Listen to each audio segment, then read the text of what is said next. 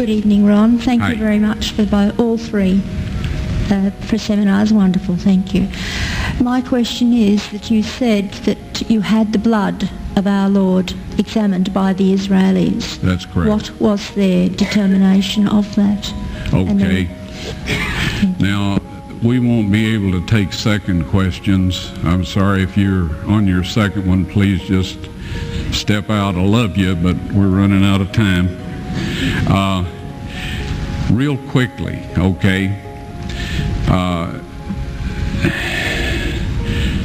Dried blood is dead blood.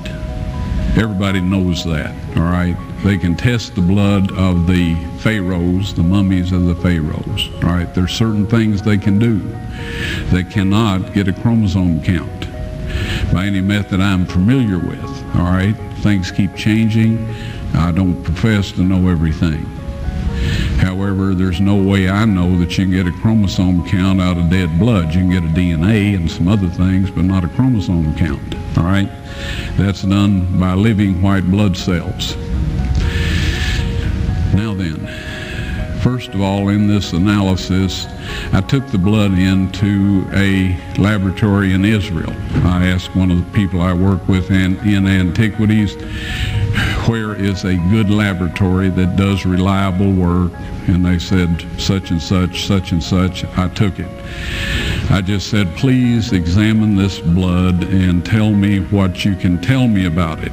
All right? They said, well, look, we're going to reconstitute it. We're going to put it in normal saline and keep it at body temperature for 72 hours with gentle swirling. All right? That's their business. That's great. I said, now I want to be there when you check it out. They said, fine. So I was back.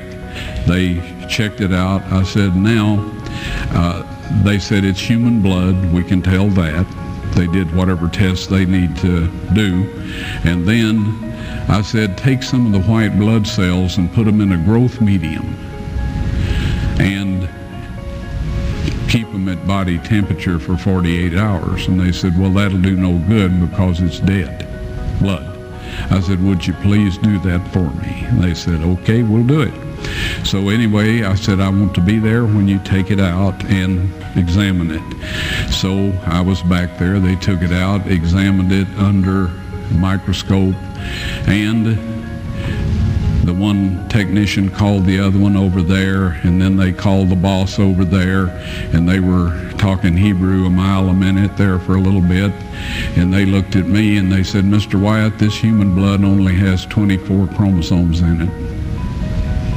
Everybody else has 46. You see, 23 from your mother, 23 from your father, 22 autosomes from your mother, 22 autosomes from your father. You get an X from your mother, you may get an X or a Y from your father, all right? This blood had 23 chromosomes from the mother's side, one Y chromosome only. You see, the child could not have developed if they hadn't had the autosomes from the mother. So all of his physical characteristics were determined by his mother's side of the family, her autosomes. His maleness was determined by this one Y that came from a source, not a human male. Then they said, this blood is alive. And then they said, whose blood is this?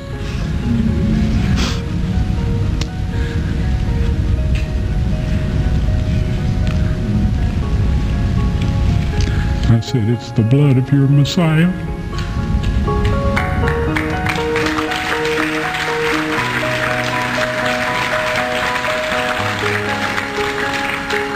And I assure you, those men's lives have changed.